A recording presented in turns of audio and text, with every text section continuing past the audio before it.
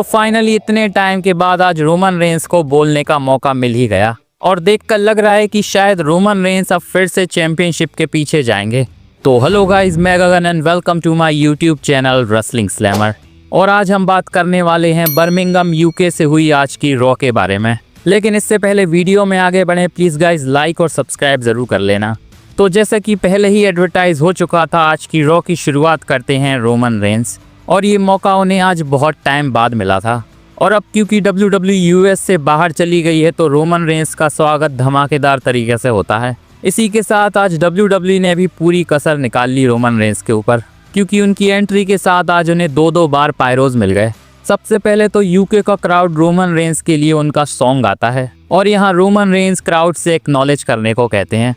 यहाँ Roman Reigns fans से कहते हैं कि अब सब कुछ पहले जैसा नहीं रहा है, बहुत कुछ चेंज हो चुका है और शायद वो भी चेंज हो चुके हैं और अब वो पहले जैसे रोमन रेंस नहीं रहे हैं। आज तो रोमन रेंस ने कोडी रोड्स की भी बात कर ली। यहाँ वो कहते हैं कि कोडी रोड्स ने बहुत टाइम पहले ही ये सब प्रेडिक्ट कर लिया था, जहाँ कोडी रोड्स ने कहा था कि रोमन रेंस के हाथों से धीरे धीरे सब कुछ चला जाएगा और कोडी रोड्स का विजन यहाँ सही हो गया और फिलहाल रोमन रेंस विजन से ही डील कर रहे हैं। यहाँ रोमन रेंस जे उसो को भी डिफेंड करते हैं, क्योंकि बहुत सारे लोग कह रहे हैं कि उन्हें फिर से चैंपियनशिप के लिए मौका कैसे मिल गया। रोमन रेंस कहते हैं कि भाई उसने समर स्लैम में चैंपियनशिप मैच अर्न किया है, क्योंकि उनके समर स्लैम के मैच में पिन फॉल तो जे उसो ने ही लिया था, तो इसके हिसाब से तो वो चैंपियनशिप मैच डिजर्व करता था। लेकिन इसके बाद रोमन रेंस ये भी मेंशन करते हैं कि उन्हें भी अभी तक रीमैच नहीं मिला है और सही टाइम आने पर वो भी चैंपियनशिप के लिए जाएंगे। तो चलो फाइनली रोमन रेंस ने एक्सेप्ट तो कर लिया कि वो चैंपियनशिप के लिए दोबारा जाएंगे। इसके बाद रोमन रेंस फिर से मेंशन करते हैं कि उनके हाथों से ब्लड लाइन, वाइस मैन और टाइटल्स तो जा चुके हैं और घुमा फिरा के अब उन्हें ब्रॉन्सन रीड से डील करनी पड़ रही है। इसके बाद यहाँ पॉल हेमन के साथ ब्रॉन्सन रीड की एंट्री हो जाती है और क्राउड यहाँ भयंकर बूज करना स्टार्ट कर देता है। सबसे पहले तो पॉल हेमन यहाँ रोमन रेंस को हिस्ट्री याद दिलाते हैं, जहां वो कहते हैं कि 5 साल पहले वो वाइस मैन बने थे रोमन रेंस के और उससे पहले वो ब्रॉक लेसलर के एडवोकेट थे।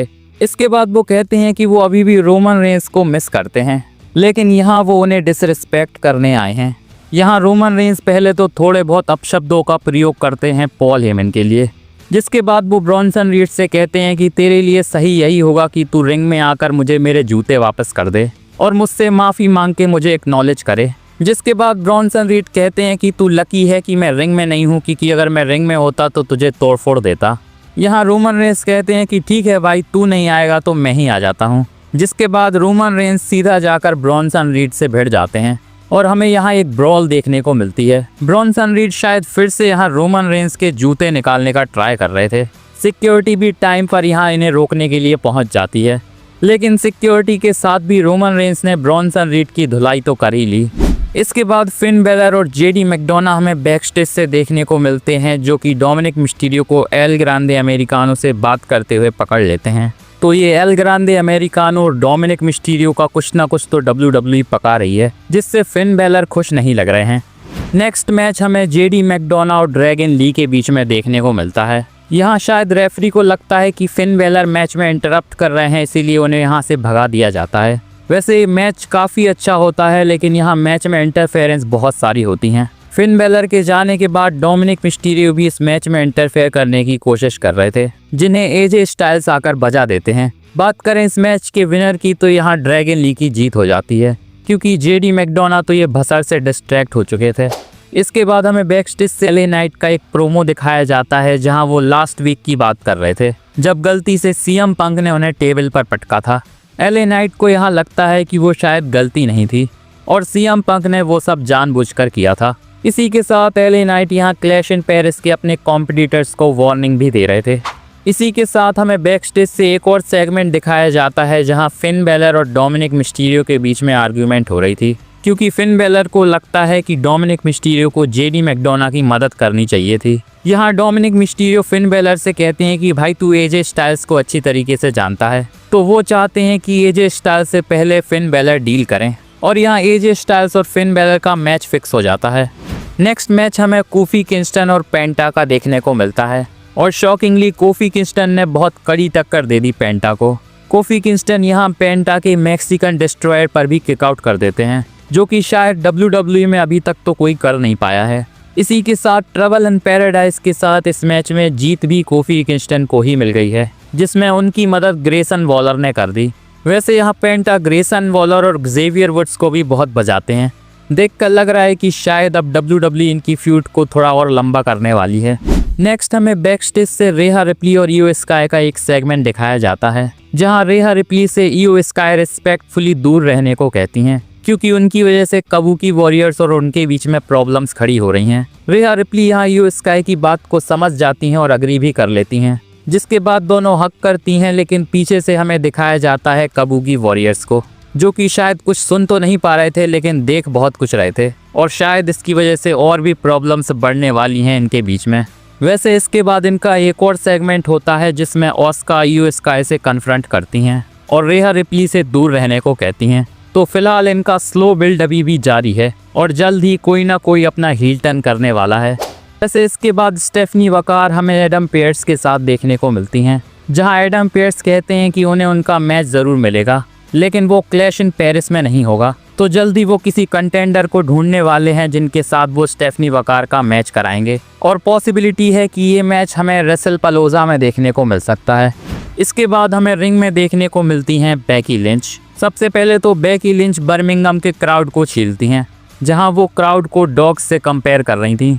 इसके बाद वो निकी बेला की भी बात करती हैं और निकी बेला अपेयर हो जाती हैं। निकी बेला क्योंकि फेस हैं तो वो यहाँ क्राउड को डिफेंड करती हैं और रिंग में जाकर बेकी लिंच से कहती हैं कि तू एक डरपोक चैंपियन है। यहाँ बेकी लिंच भी कहती हैं कि तेरी ट्विन सिस्टर तुझसे ज़्यादा टैलेंटेड है। इसी के साथ बेकी लिंच ने निकी बेला को क्लैश इन पेरिस में मैच भी दे दिया है, जो कि इंटरकॉन्टिनेंटल चैंपियनशिप के लिए होगा। इसके बाद निकी बेला यहाँ बेकी लिंच की चैंपियनशिप लेकर उसे रेस करती हैं, लेकिन इसके बाद हमें बेकी लिंच का चीप शॉट देखने को मिलता है निकी बेला के ऊपर। लेकिन यहाँ निकी बेला बेकी लिंच को ओवरकम करके उन्हें यहाँ से भगा देती हैं। तो अब इनका मैच 5वां मैच होने वाला है क्लैश इन पेरिस का। इसके बाद हमें सीएम पंक का भी बैकस्टेज प्रोमो दिखाया जाता है, जहां वो भी क्लैश इन पेरिस के मैच को हाइप कर रहे थे, वो भी एलए नाइट की स्टाइल में। नेक्स्ट मैच होता है रेहा रिप्ली और रोक्सेन परेज के बीच में। इस मैच में रकेल रोड्रिगेज बहुत ज़्यादा इंटरफेयर कर रही थी, लेकिन इसके बाद भी जीत तो यहाँ रेहा रिप्ली की ही हो जाती है, जिसके बाद रकेल रोड्रिगेज उन पर अटैक कर देती हैं और उन्हें यहाँ बचाने के लिए हमें इयो स्काई की एंट्री देखने को मिलती है, जिसके बाद रकेल रोड्रिगेज और रोक्सेन परेज को यहाँ से भगा दिया जाता है। वैसे यहाँ से देखकर लग रहा है कि शायद इयो स्काई और रेहा रिप्ली को टैग टीम बनाकर WWE काबुकी वॉरियर्स से उनका फेस ऑफ कराना चाह रही है। नेक्स्ट हमें रूसेव और शेमिस के प्रोमो पैकेज दिखाए जाते हैं, क्योंकि आज शेमिस और रूसेव दोनों ही रॉ पर नहीं थे, तो WWE ने इनके क्लैश इन पेरिस के मैच को बिल्ड करने के लिए वीडियो पैकेजेस दिखाए थे। इसके बाद बैकस्टेज से हमें द विजन टीम देखने को मिलती है, जहां सेथ रॉलिंस ब्रॉन्सन रीड को हाइप कर रहे थे क्लैश इन पेरिस में रोमन रेंस को बुरी तरह से बजाने के लिए। इसके बाद होता है AJ Styles versus Finn Balor का मैच, जो कि एक पेपर व्यू लेवल का मैच है जो WWE ने रॉ पर करवा दिया। मैच ये नो डाउट बहुत मस्त था और मैच के एंड में यहाँ क्लीन विक्ट्री मिल जाती है एजे स्टाइल्स को। वैसे फिन बैलर को हराकर एजे स्टाइल्स का तो यहाँ भला हो गया, लेकिन फिन बैलर के साथ WWE को अब कुछ करना पड़ेगा। WWE ने उन्हें टैग टीम चैंपियनशिप्स तो थमा दी, लेकिन उनके साथ कुछ खास कर नहीं रही है। इसके बाद हमें नेक्स्ट बैकस्टेज से सेगमेंट दिखाया जाता है, जहाँ जे उसो रोमन रेंस से बात कर रहे थे। रोमन रेंस यहाँ जे उसो से कहते हैं कि सीएम पंक पर तो ट्रस्ट ही मत करना, और फिलहाल तुझे फ्रेंडशिप पर नहीं बल्कि चैंपियनशिप के मैच पर ध्यान देना चाहिए। यहाँ रोमन रेंस जे उसो को फैमिली और लेगेसी की भी याद दिलाते हैं, तो यहाँ से रोमन रेंस ने जे उसो को अच्छे तरीके से हाइप्ड अप कर दिया था।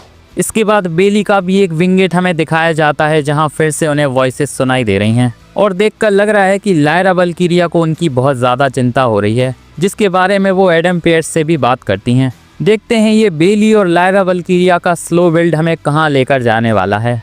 नेक्स्ट हमें जजमेंट डे और एडम पेयर्स बैकस्टेज से देखने को मिलते हैं, जहां डोमिनिक मिस्टीरियो एडम पेयर्स से कहते हैं कि भाई तुझे अब कुछ ना कुछ तो करना पड़ेगा एजे स्टाइल्स का, क्योंकि उसने हमारा जीना हराम करके रखा है। एडम पेयर्स कहते हैं ठीक है भाई, तुम्हारी प्रॉब्लम अब सॉल्व कर देते हैं। और यहाँ नेक्स्ट वीक के लिए एजे स्टाइल्स और डोमिनिक मिस्टीरियो का मैच फिक्स हो चुका है, जो कि रॉ में होगा इंटरकॉन्टिनेंटल चैंपियनशिप के लिए। पता नहीं WWE ये बड़े बड़े मैच रॉ और स्मैकडाउन में क्यों करवा रही है। सोलो सिक्वा और सैमी ज़ेन वाला मैच भी WWE स्मैकडाउन में करवा रही है, जबकि WWE क्लैश इन पेरिस में इन दोनों में से किसी एक मैच को तो डाल ही सकती थी।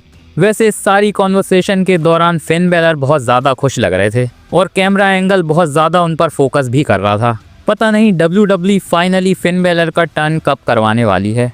वैसे इसके बाद बैक स्टेज से हमें पॉल हेमन, ब्रॉन ब्रेकर और ब्रॉन्सन रीड भी देखने को मिलते हैं और यहाँ ब्रॉन ब्रेकर और ब्रॉन्सन रीड पर रोमन रेंस का अटैक हो जाता है, जहाँ वो ब्रॉन्सन रीड को तो तबीयत से बजाते हैं। तभी ब्रॉन ब्रेकर पर भी यहाँ LA नाइट का अटैक हो जाता है। ये दोनों ब्रॉल करते हुए रिंग की तरफ चले जाते हैं और अब क्योंकि मेन इवेंट के लिए इन्हीं का मैच बचा था तो ये मैच स्टार्ट हो जाता है। मैच तो हमें ये काफ़ी अच्छा देखने को मिलता है, लेकिन मैच के एंड में सेथ रॉलिंस की एंट्री हो जाती है, जिसकी वजह से LA नाइट डिस्ट्रैक्ट हो जाते हैं और ब्रॉन ब्रेकर का एक तगड़ा स्पेयर उन्हें पड़ जाता है। इसी के साथ ब्रॉन ब्रेकर ने LA नाइट को पिन करके इस मैच में विक्ट्री भी ले ली है, जो कि बहुत शॉकिंग है कि क्लैश इन पेरिस में इतने बड़े मैच से पहले WWE ने LA नाइट को हरवा दिया।